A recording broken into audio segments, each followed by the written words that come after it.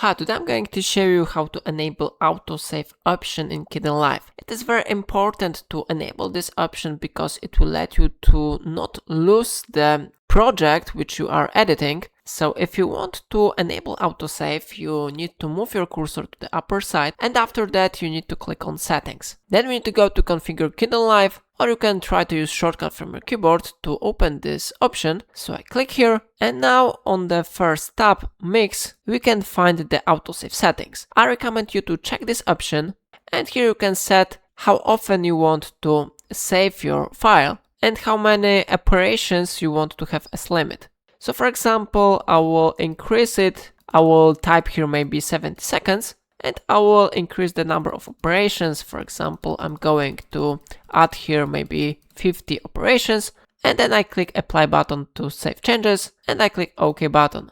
After that, autosave option will be successfully enabled. So in this way you can turn it on in Kdenlive. If I helped you, remember to like this tutorial and subscribe my channel. Please let me know in comment if it solved your problem.